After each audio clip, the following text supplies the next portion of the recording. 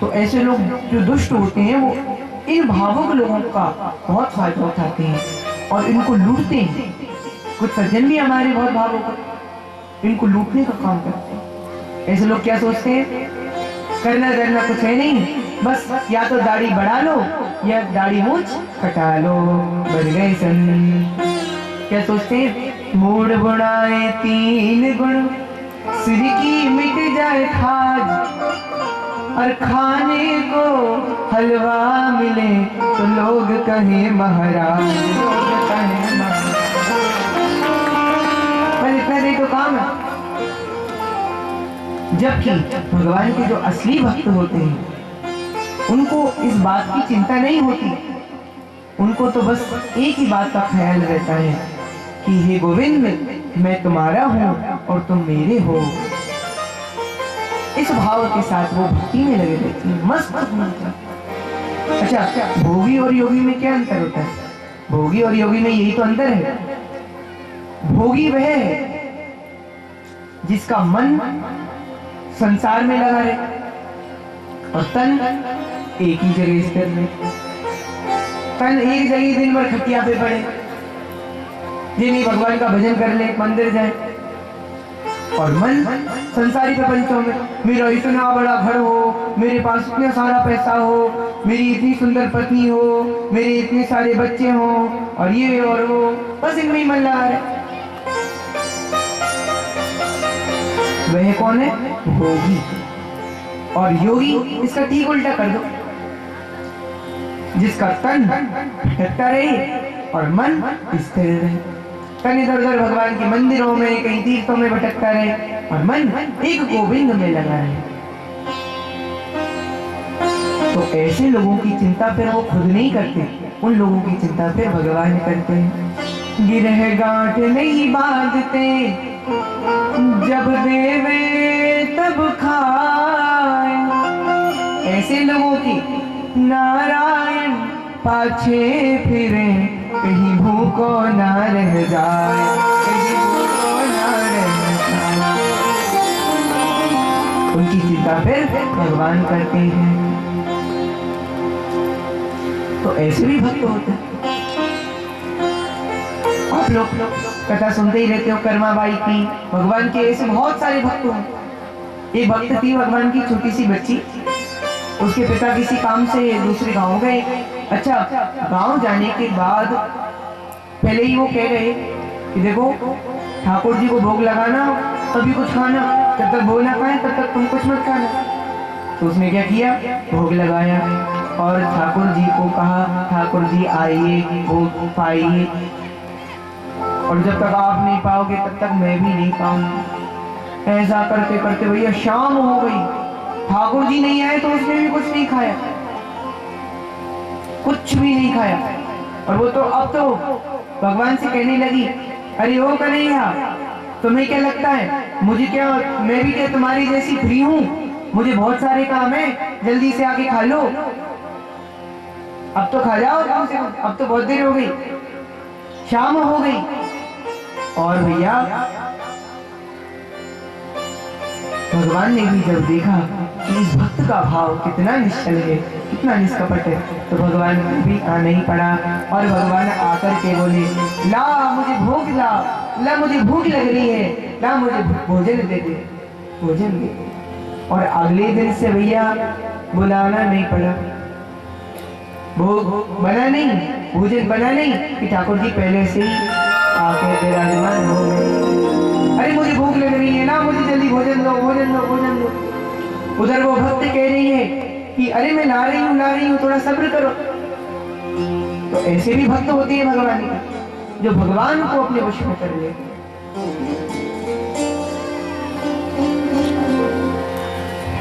तो संतों की महिमा तो अपरंपार है। भगवान भी ऐसे संतों को ही पसंद करते हैं, जो काम क्रोध लोग से दूर हट करके कार्य करते। संत कौन है? इतने गुण जाए सो संत, श्रीमद् भागवत मध्य जस गावे, श्री मुख कमल राखन। इतने जावे सो संग। कैसे गुण होने चाहिए? हरि को भजन, साधु की सेवा, सर्वभूत परदाया, हिंसा लोभ दंभ छल त्यागे, विष सब देखे माया माया, इतने गुण जाए सो संग। तो प्यारी प्यारी माताओं, माता सुनीति क्या करती है? जहाँ कहीं भी आसपास भगवान की कथा होती, वो अपने पुत्र ध्रुव को लेकर वहाँ जरूर जाती है। इसलिए माताओं, सज्जनों, कहीं आसपास कथा चल रही हो तो अपने छोटे छोटे बच्चों को लेकर जरूर जाना चाहिए। और ये मत सोचो,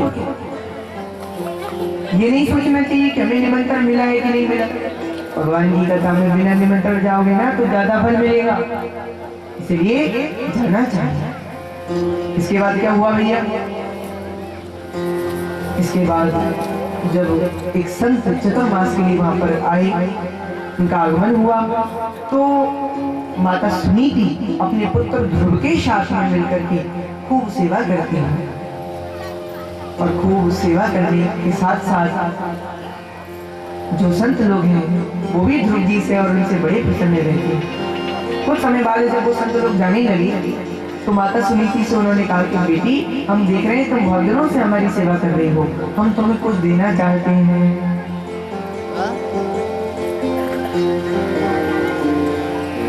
सुनीति मिली अच्छा मन, उन्होंने कहा महाराज जी मुझे कुछ भी नहीं चाहिए। बोले कुछ तो तुम्हें लेना ही पड़ेगा।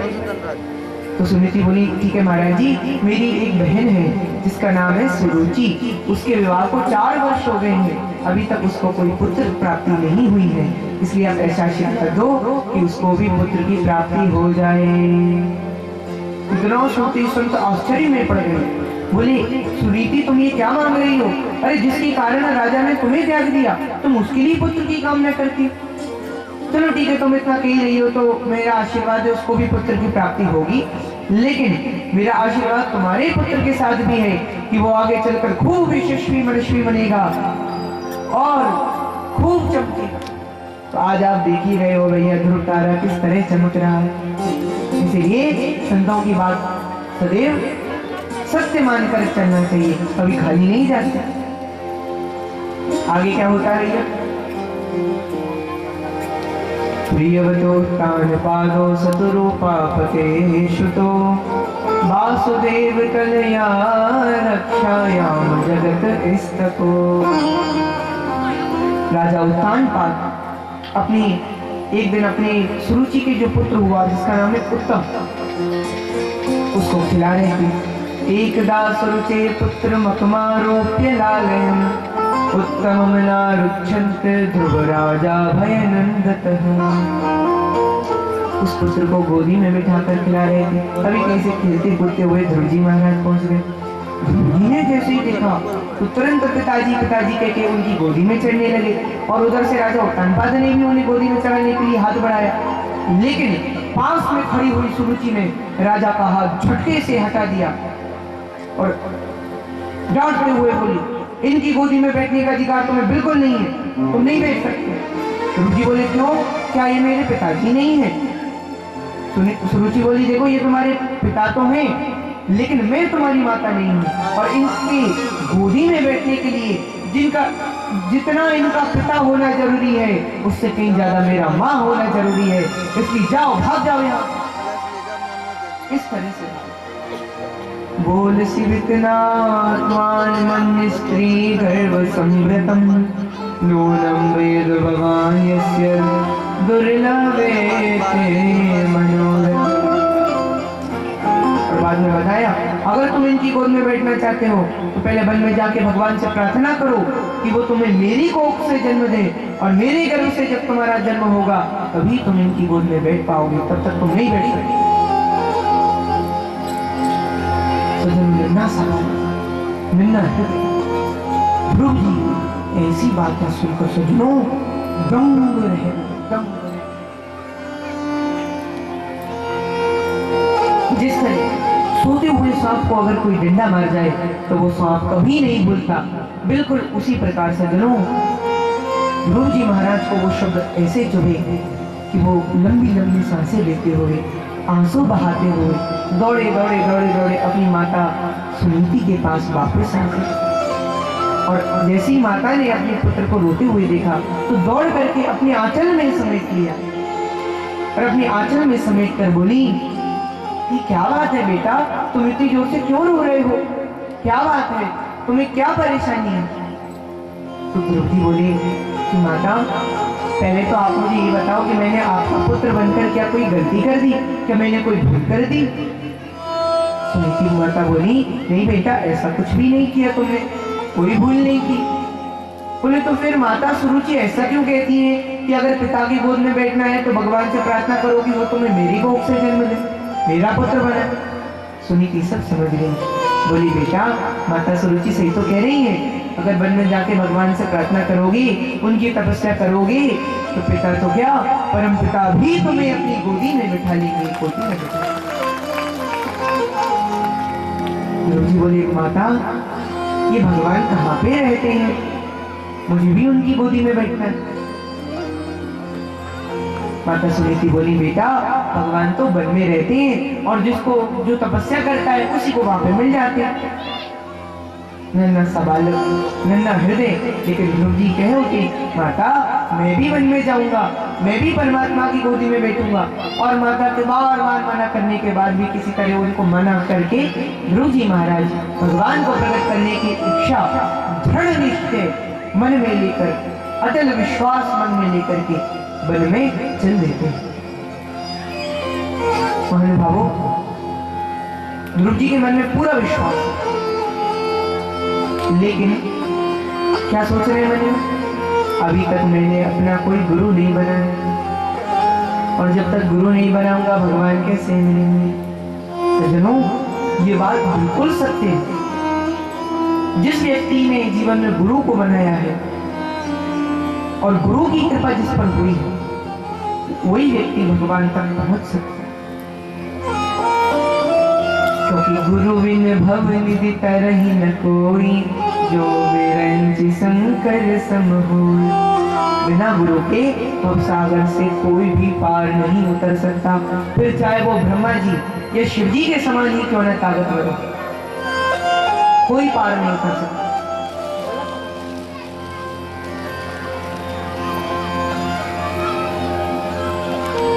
पार नहीं उतरा कर सकता।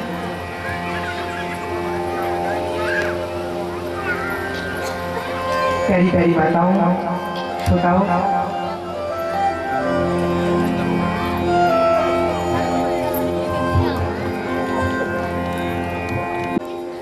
और गुरु जीवन में होना बहुत आवश्यक है। आपको अगर जीवन में कोई गुरु नहीं मिल रहा है, गुरु जरूर बनाइए। अच्छा, एक बार बताओ, हाथ उठा करके बताओ, किस किस ने गुरु बना रखा है? बताओ, ये शर्मा मत, बताओ किस किस ने बना रखा है? चलो हाथ नीचे, मतलब खूब सारे लोगों ने बनाया रखा। अब वो लोग हाथ उठाओ जिन्होंने नहीं बनाया, उठाओ ये हाथ। तो जिन लोगों ने भी अभी तक जीवन में गुरु नहीं बनाए, मेरा उनसे यही निवेदन है कि आप गुरु अवश्य बनाइए, क्योंकि गुरु ही हमारी आत्मा को परमात्मा से जोड़ते हैं। और गुरु भी ऐसा बनाइए, ये नहीं गुरु जी बना लिए अपन ने इतनी दूर की कि बस एक बार ही दर्शन हो पाए और जिंदगी भर में मिल ही नहीं पाए अपन गुरु जी से, उनकी दर्शन ही नहीं हो पाए या बहुत मुश्किल से दर्शन हो पाए। तो ऐसे कोई गुरु को आप बनाओ जिसके आपको आसानी से दर्शन हो सके, पास में ही हो। ये तो बड़े गुरु के नाम पे अपन लोग कहीं ऐसे गुरु बना ले, यहाँ देखो गुरु जी का कितना नाम है, ऐसे गुरु बनाए हमने, और बाद में पता चले गुरु जी जेल में बन गए। तो ऐसे गुरु बनाने से भी कोई फायदा नहीं है। ऐसे गुरु बनाओ जिसको आप योग्य समझो, जो आपको अच्छा लगे उस गुरु बनाओ, लेकिन गुरु जरूर बनो, क्योंकि बिन गुरु भव निधि तरहि न कोई, जो बेरंग शंकर सम हो। बिना गुरु के ज्ञान मिले ना ऐसा संत बताते हैं। पड़े मुसीबत जब किसी पर गुरुवर राह दिखाते हैं, गुरुवर राह बताते हैं। गुरु का होना महत्व। जैसी प्रीत परिवार से तैसी गुरु से हो। कहे कबीर उस भक्त का पल्ला ना पकड़े कोई बाल न बांका। तीरथ नहाए एक फल, संत मिले फल चार। सदगुरु मिले अनंत फल, कहत कबीर विचार। इसलिए गुरु जरूर। अच्छा, आपको कोई योगी गुरु बना लो तो कि जय जय जय हनुमान गोसाई, कृपा परम गुरुदेव की नाम। आप चाहो तो कन्हैया कोई अपना गुरु बना लो, गोविंद को गुरु बना लो। क्योंकि वसुदेव सुतं देवं कंस चारोर्मर्दनं, देवकी परमानंदं कृष्णं वंदे जगद्गुरुं। उनको ही गुरु बना, लेकिन गुरु जरूर बने। ध्रुव जी भी यही सोच रहे क्या कि मैंने अभी तो गुरु नहीं बनाया, गुरु बनाना होगा।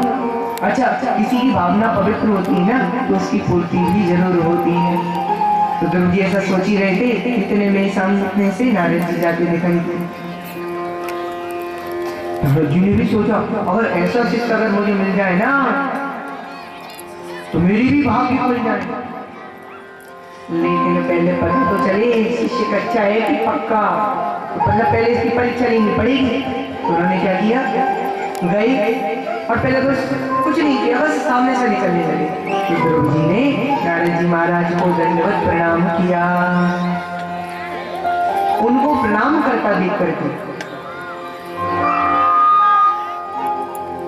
उनको प्रणाम करते देख करके नारद जी ने मन में सोचा पहली परीक्षा में पास, बालक के संस्कार अच्छे। फिर अच्छा, आजकल तो अपने बच्चों की तो परीक्षा होती है, छोटे छोटे बच्चों की, क्या बड़े भी हो जाते हैं उनकी भी। तो उनकी परीक्षाओं में जैसे सुबह परीक्षा हुई तो पूरे दिन भर का अंतराल मिलता है उन्हें, तब जाके अगली परीक्षा होती है। बल्कि कोई कोई को तो छुट्टी भी मिल जाती है बीच में। लेकिन ध्रुव जी की जो परीक्षा हो रही है उसमें बिल्कुल छुट्टी नहीं मिलती। एक परीक्षा पूरी हुई कि दूसरी परीक्षा शुरू कर दी। कौन सी परीक्षा? अब बोले बेटा तुम्हारा नाम क्या है, कहाँ से आए हो, तुम्हारे पिता का नाम क्या है? ध्रुव जी बोले मेरे पिता का नाम राजा उत्तानपाद है, मेरा नाम ध्रुव है और हम वन में भगवान को प्रकट करने जा रहे हैं। नारद जी बोले बेटा वन में भगवान एक बब्बर शेर रहता है, बब्बर शेर बड़े वालों वाला, तुम्हारा नाश्ता कर जाएगा, पता भी नहीं चलेगा। इसलिए मैं तो कहता हूँ लौट जाओ वापस, बड़ा आया भगवान को प्रकट करने वाला। तो ध्रुव जी बोली मेरी माँ कहती है शेर में भी भगवान होते हैं, भगवान तो सब जगह होते। हरि व्यापक सर्वत्र समाना, प्रेम से प्रकट हो ये मैं जाना। भगवान सब जगह, बस बात केवल इतनी है कि वो प्रेम से प्रकट होते हैं, उन्हें प्रकट किया जाएगा। भगवान सब जगह। तो ये सुनकर नारद जी ने मन में सोचा दूसरी परीक्षा में मेरे पास बालक का जो निश्चय है वो दृढ़ है, अटल है। अब पूछा अच्छा बेटा ये बताओ कि तुम लगभग दिन में कितनी बार भोजन करते हो? कुल मैं लगभग 4-5 बार भोजन करता हूँ, मेरी माँ मुझे गोदी में बिठा के भोजन कराती है। नारद जी बोले इसलिए तो कह रहा हूँ बेटा वापस लौट जाओ, वन में माँ थोड़ी आएंगी भोजन कराने, भूख से तड़प तड़प के मर जाओगे, इसलिए वापस लौट जाओ। लेकिन सज्जनों ध्रुव जी महाराज वापस लौटने का नाम ही नहीं है। ध्रुव जी बोले मुझे तो आप नारद जी दिखाई नहीं पड़ते, कोई मूर्ख दिखाई पड़ते हो। अरे इतना भी नहीं जानते, मेरी माँ कहती है कि जब कोई बालक जन्म लेता है तो उसके दांत नहीं होते, तो उसकी भूख मिटाने के लिए भगवान उसकी माँ के स्तनों में दूध भर देते हैं। अच्छा, कई लोग कहते हैं क्षीर सागर भी कपोल कल्पना है, दूध के भी कुछ समुद्र होते। अच्छा, आप एक बात बताओ, अगर क्षीर सागर नहीं होता तो संसार में जितने भी बालक जन्म ले चुके हैं और ले रहे हैं, उनकी भूख मिटाने के लिए दूध की सप्लाई भगवान कहां से करते हैं? जोगी बोले जब दांत नहीं थे तब भगवान ने दूध की व्यवस्था कर दी, और अब दांत दिए हैं तो भगवान खाने के लिए भी कुछ ना कुछ जरूर देगा, विश्वास होना चाहिए। जब दांत नहीं तब दूध दिया, अब दांत दिया कुछ और भी देगा, कुछ और भी देगा। इसलिए वैसे ही कह रहा हूं ना, आप नारद जी नहीं हो, क्योंकि मेरी माँ कहती है नारद जी से मिल जाए उसे तो भगवान भी मिल जाते हैं, और आप तो मुझे भगवान से दूर कर रहे हो, आप तो मुझे वापस जाने की कह रहे हो, इसलिए आप जरूर कोई और, कोई मूर्ख, कोई पाखंडी, कोई और हो। इतना सुनते ही नारद जी ने ध्रुव जी महाराज को उठाकर अपने गले से लगा लिया, और गले से लगा के बोली, अरे बेटा मैं ही हूँ नारद, मैं तो तुम्हारी परीक्षा ले रहा था, और पता है तुम मेरी परीक्षा में पास भी हो गए हो। लेकिन पहले तुम एक बात बताओ कि तुमने अभी तक कोई गुरु नहीं बनाया। ध्रुव जी महाराज बोले, आपसे बढ़कर गुरु, आपसे अच्छा गुरु और कौन होगा। मुझे क्षमा कीजिए, मैंने आवेश में आकर न जाने आपसे क्या क्या कह डाला। सज्जनों, इसके बाद में नारद जी ने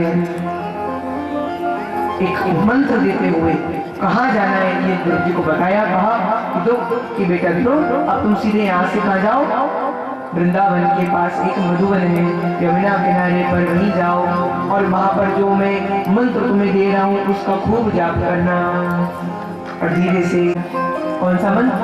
ओम नमो भगवते वासुदेवाय। उस मंत्र को धारण करके सज्जनों, ध्रुव जी महाराज तैयार होकर के सीधे मधुवन में पहुंच गए। यमुना मैया से जल लिया और जल से आचमन करते हुए भगवत नाम का संकीर्तन, भगवत नाम का स्मरण, जो मंत्र नारद जी ने दिया उसका स्मरण उन्होंने शुरू कर दिया। अब ध्रुव जी की साधना का पहला महीना शुरू हो गया। ध्रुव जी ने दिन भर कुछ नहीं खाया, बस शाम को फल तोड़ के खा लिया, और बस एक ही मंत्र का जाप कर रहे। क्या? ओम नमो भगवते वासुदेवाय, ओम नमो भगवते वासुदेवाय, ओम नमो भगवते वासुदेवाय, ओम नमो भगवते वासुदेवाय, ओम नमो भगवते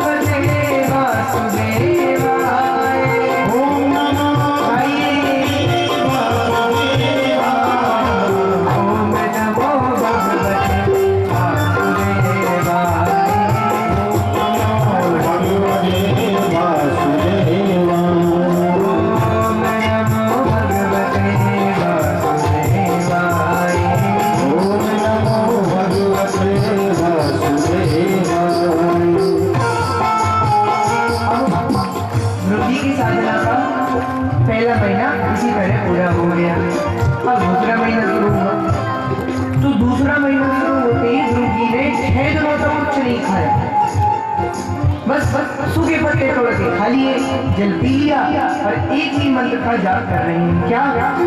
ओम नमो भगवते वासुदेवाय,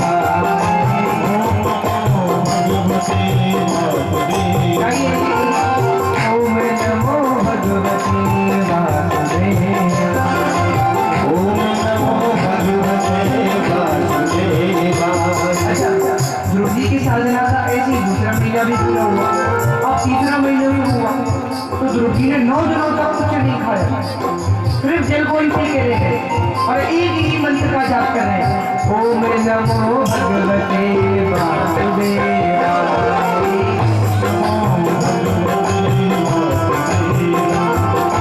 ओम नमो भगवते वासुदेवाय,